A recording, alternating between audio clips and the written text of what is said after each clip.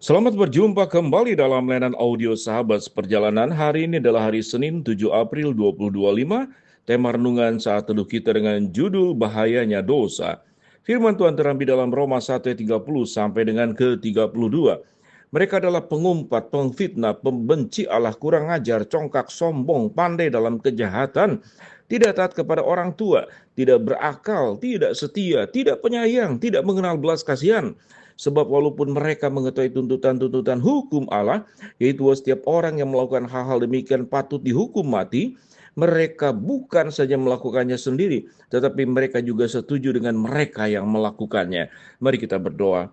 Bapa yang di dalam sorga, biarlah kami sungguh-sungguh hidup terus diajarkan oleh kebenaran firman Allah, untuk hidup dalam kebenaran, kekudusan, dan kepatutan, serta yang sepantasnya.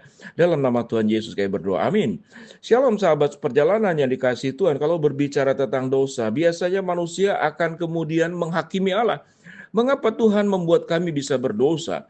Mengapa Tuhan tidak buat kami supaya kami steril, tidak berbuat dosa? Kalau kita boleh belajar bahwa Tuhan tidak menciptakan kita sebagai makhluk yang otomatis yang tidak punya kehendak. Karena di dalam diri kita ada kehendak, di dalam diri kita ada kemampuan untuk memilih, di dalam diri kita ada sebuah keindahan sewaktu kita bisa merasakan berbagai macam keberadaan Allah yang ada di dalam diri kita yang disebut dengan diciptakan menurut gambar dan rupa Allah. Selain diciptakan dalam gambar dan rupa Allah dalam kekudusan dan kebenaran, juga ada kehendak di dalam dirinya. Kalau kita berbicara tentang binatang, maka itu hanya insting. Kalau berbicara tentang tumbuhan, maka itu adalah ada sebuah sistem di dalam tumbuh-tumbuhan. Tumbuh-tumbuhan tidak punya rasa, tumbuh-tumbuhan tidak punya pikiran. Tetapi manusia punya kehendak yang disebut dengan kehendak bebas untuk memilih. Tetapi bukan berarti tatkala Allah memberikan kehendak bebas, lalu kita bebas melakukan dosa. Maka ini menjadi sebuah perdebatan. Namun pada dasarnya kalau sifat manusia itu selalu menyalahkan Allah, Allah benar pun tetap akan disalahkan. Matahari terbit dari timur pun tetap akan disalahkan. Mengapa tidak dari selatan? Mengapa tidak dari utara? Mengapa tidak dari barat? Satu hari 24 jam pun tetap akan disalahkan. Apapun akan disalahkan kalau memang orang itu pada dasarnya tidak mau mendengarkan kebenaran firman Allah. Kita waktu melihat di dalam ayat 30 sampai 32 sangat menakutkan tentang dosa. Mari kita simak bersama-sama. Mereka adalah pengumpat. Pengumpat itu tidak hanya membicarakan orang lain, tapi sudah mengumpat itu menghina sampai luar biasa. Mereka itu pengfitnah, memutarbalikkan kebenaran. Mereka juga adalah pembenci Allah. Kalau kita boleh membenci banyak aspek, minimal kita membenci iblis atau setan. Apakah membenci setan itu dosa? Tapi yang jelas kalimatnya tidak demikian. Tapi iblis itu harus ditolak dalam nama Yesus. Sehingga kata benci, sehingga bukan menjadi sebuah alasan. Kita tidak boleh harus mengasihi siapapun termasuk mengasihi setan. Itu pertanyaan yang dipaksakan. Memakai kata yang dipaksakan. Mereka pembenci Allah. Mereka juga kurang ajar. Mereka congkak. Mereka sombong, mereka pandai dalam berbuat kejahatan, luar biasa. Pandai dalam berbuat kejahatan, kepandaian yang diberikan oleh Allah untuk melakukan kebenaran, untuk mengasihi, untuk melakukan hal-hal yang bermanfaat, hal-hal yang membangun untuk banyak orang, banyak minimal untuk diri sendiri. Tetapi dipakai untuk berbuat kejahatan.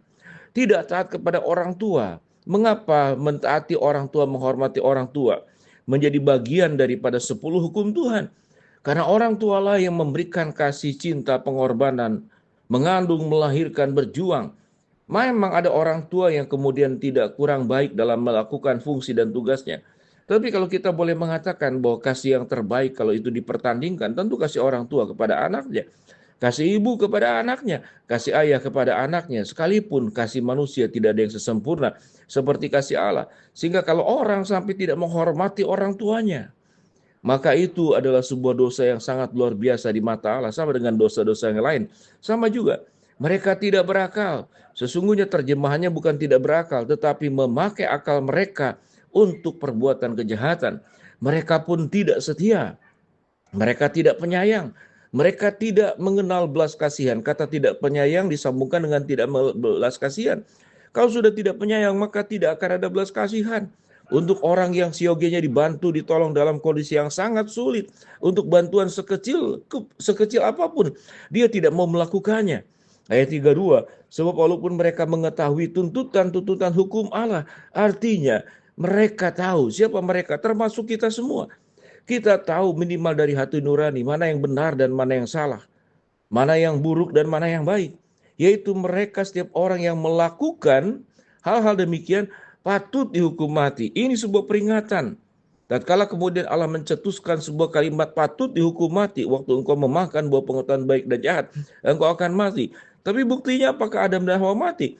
Mereka terpisah dari Allah, bukan mati secara fisik. Memang kemudian manusia mengalami pendek umur. Setelah manusia itu jatuh dalam dosa, makin kesini makin pendek umur. Kita tahu bagaimana manusia-manusia di awal-awal umurnya 600 tahun minimal sampai hampir 1000 tahun. Itu usia panjang berkat dari Allah. Siapa yang memperpendek umur? Keberdosaan manusia juga. Kalimat berikut, mereka bukan saja melakukan sendiri, tetapi mereka juga setuju dengan mereka yang melakukannya. Jadi di sini bukan hanya dosa pribadi, tapi dosa kolektif dan dosa yang saling menguatkan satu dengan yang lain. Satu kelompok dengan yang lain untuk berbuat dosa secara kolektif. Sahabat seperjalanan, inilah bahayanya dosa. Bahayanya dosa tidak hanya untuk diri sendiri, tetapi akan merugikan orang lain. Mari kita lihat, waktu mengumpat siapa yang dirugikan? Orang lain. Waktu mengfitnah siapa yang dirugikan? Orang lain. Waktu kurang ajar siapa yang dirugikan? Orang lain. Waktu congkak siapa yang dirugikan? Orang lain. Yang tersakiti, sombong, berarti merendahkan orang lain. Dan pandai berbuat kejahatan. Tidak taat kepada orang tua, tidak berakal, tidak setia, tidak penyayang. Tidak mengenal belas kasihan. Sekalipun mereka tahu tentang tuntutan hukum Allah yang bisa berakhir dengan kematian, mereka melakukannya sendiri, bahkan mereka setuju dengan mereka yang melakukannya. Hanya ketiga ayat ini menjelaskan tentang dosa manusia yang sedemikian luar biasa. Mari sahabat seperjalanan, semakin kita mengenal kebenaran firman Allah, siogianya kita tahu selain dosa itu adalah sesuatu yang melanggar firman Allah, tapi dosa itu membahayakan. Baik membahayakan diri sendiri, akan berhadapan dengan Allah yang akan mengadili kita, dan juga berbahaya buat orang lain. Kalau hidup di dalam diri setiap kita masing-masing hanya satu kali, perjalanan hidup hanya ditempuh 70-80 tahun. Lalu apa yang akan kita lakukan? Kalau keburukan-keburukan yang kita lakukan, dosa-dosa yang terus-menerus kita lakukan, maka kita dekat dengan kematian.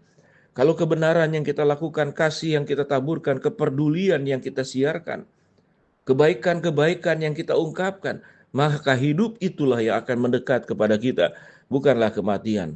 Kalau kita tidak suka dengan orang mati, dan kematian itu selalu berdampak kepada bau busukan, ada pembusukan di dalamnya.